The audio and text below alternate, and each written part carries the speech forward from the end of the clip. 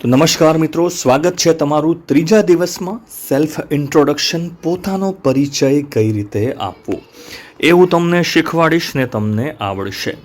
Introduce કરવું પોતાને એ જોઈશું. ત્રીજો દિવસ છે, કુલ 60 દિવસનો કોર્સ છે મિત્રો. સૌથી પહેલું જે તમને ખબર હોવી જોઈએ એ છે તમારે કોઈને તમારું નામ કહેવું છે.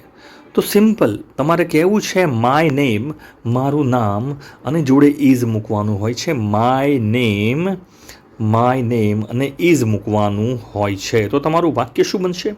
જેમ કે મારે કહેવું છે કે મારું નામ સમીર છે, તો વાક્ય બનશે my name is Sameer.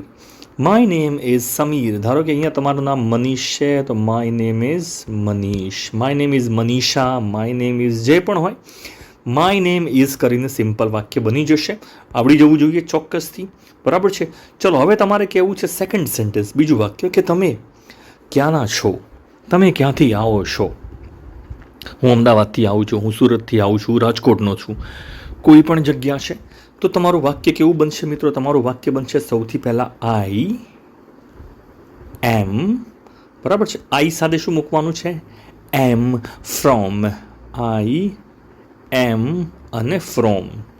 I am from, આ ત્રણ શબ્દો વપરાશે. આવડવું જોઈએ ચોક્કસથી, બરાબર છે. તો પહેલું વાક્ય, ચલો એક નાનકડો પ્રશ્ન પૂછું છું. મારું નામ રવિ છે, આનું ઇંગ્લિશ શું થશે મિત્રો? મારું નામ રવિ છે. બોલો કયું વાક્ય સાચું છે? ખબર પડવી જોઈએ. પહેલું વાક્ય સાચું છે. ચલો બીજું વાક્ય હવે જોઈએ, જે હું અમદાવાદનો છું. તમે કહેશો I am from Ahmedabad. I am from Ahmedabad. હું અમદાવાદનો છું. I am from Gujarat. I am from Delhi. I am from Surat. I am from Rajkot. આ રીતના વાક્ય ઇન્ટ્રોડક્શનમાં ખૂબ જ સિમ્પલ રીતે તમે બોલી શકો છો. ચલો ત્રીજું વાક્ય તમારે કહેવું છે કે ઉંમર જણાવવું છે. ઉંમર જણાવી છે કે હું 15 વર્ષનો છું, હું 20 વર્ષનો છું, 25 વર્ષનો, 30 વર્ષનો, જે પણ ઉંમર હોય. તો બધામાં સૌથી પહેલાં તો હું છું, આનું ઇંગ્લિશ સૌથી પહેલાં આવશે આઈ એમ. આઈ એમ પછી તમારે ધારો કે કહેવું છે કે હું 20 વર્ષનો છું, તો આઈ એમ 20. આઈ એમ 20 અને પછી મૂકવાનું છે યર્સ ઓલ્ડ. તો આઈ એમ 20 યર્સ ઓલ્ડ. આ રીતનું વાક્ય તમારું બનશે, બરાબર છે. જોઈ શકો છો વાક્ય, હું 32 વર્ષનો છું, તો તમે લખશો આઈ એમ 32 years old. I am 32 years old. હું 32 વર્ષનો છું. જો એકદમ સિમ્પલ સાદું વાક્ય છે. જેટલી પણ ઉંમર હોય, અહીંયા 32 છે તો તમે 32 લખ્યું છે, 30 હોય 30. ઇંગ્લિશ બોલતા શબ્દ આવડવો જોઈએ, બરાબર છે. આઈ એમ 32 years old. સિમ્પલ સરસ મજાનું વાક્ય છે. નેક્સ્ટ વાક્ય સમજીએ. બોલો હું 20 વર્ષનો છું. આનું સાચું ઇંગ્લિશ સિલેક્ટ કરવાનું છે. 3 વાક્યોમાંથી બોલો સાચું કયું છે? 3 વાક્યોમાંથી હું 20 વર્ષનો છું. તો મિત્રો હવે તો ચોક્કસ તમને આવડી ગયું છે. આઈ એમ 20 years old. આઈ એમ 20 years old.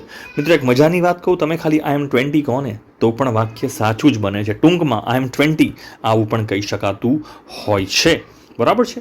ચલો આગળ નેક્સ્ટ, તમારે વ્યવસાય જણાવવો છે કે હું એક વિદ્યાર્થી છું, અથવા મારો એક વ્યવસાય છે, વ્યવસાયી છું, પ્રોફેશનલ છું. બંને વાક્યો જે તમારે લાગુ પડતું હોય હે એ તમે લગાવી શકો છો. તો વાક્ય બનશે આઈ એમ અ. આની સાથે તમે કાં તો સ્ટુડન્ટ મૂકી દો, આઈ એમ અ સ્ટુડન્ટ.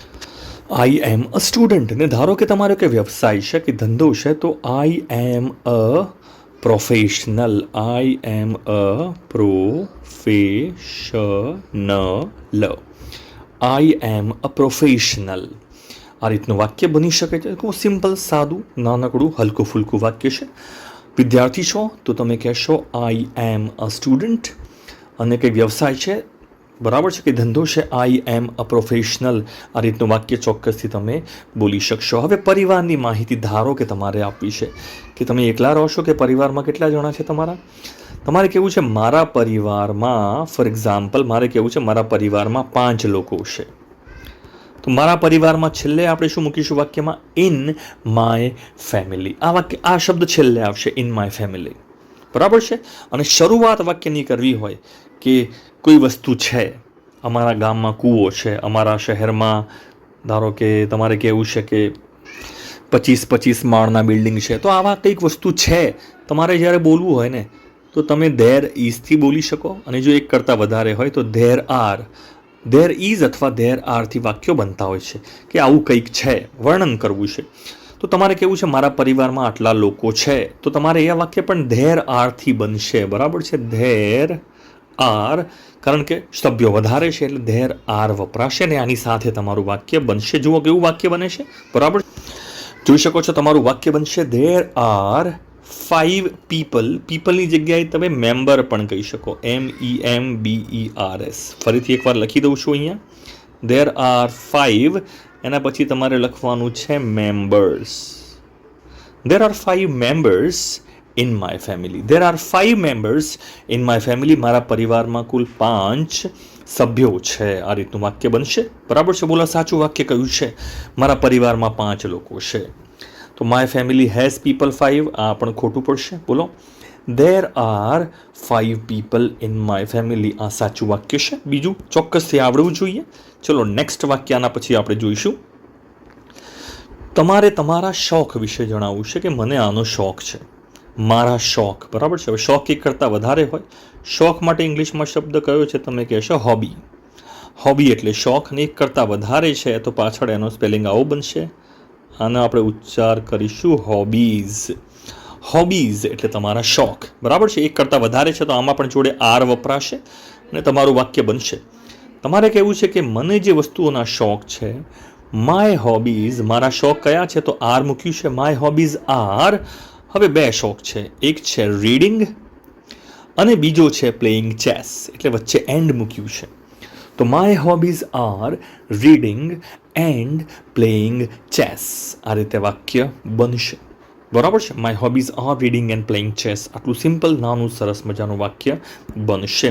આવડવું જોઈએ, કોન્ફિડન્સ. ચલો, તમે કામ ક્યાં કરો છો? તમારી જગ્યા કેવી છે કે હું કઈ જગ્યાએ કામ કરું છું? બેંકમાં કામ કરું છું, અથવા લાઇબ્રેરીમાં કામ કરું છું, શોપિંગ મોલમાં કામ કરું છું. આ રીતના વાક્ય બોલવા હોય તમારે કે તમે કામ ક્યાં કરો છો. સૌથી પહેલાં આઈ વર્ક હું કામ કરું છું અને એટ મૂકવું પડશે. I work at.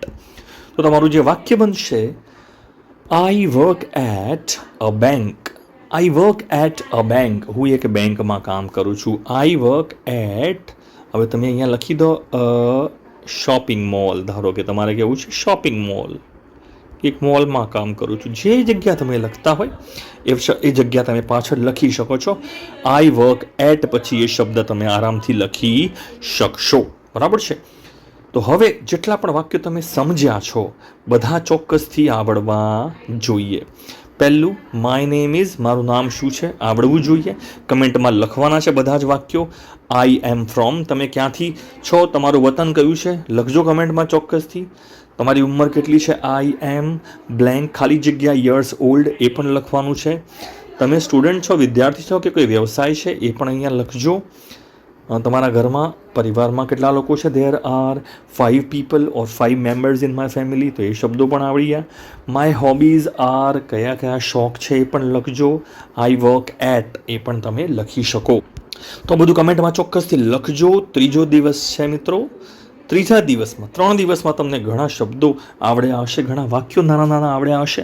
આવું બહુ બધું શીખવા મળશે. 60 દિવસ સુધી આ કોર્સ તમે ચોક્કસથી પૂરો કરજો. માય પ્રોમિસ, તમને ઘણા ઇંગ્લિશના શબ્દો, વાક્યો આવડશે. થેન્ક્સ.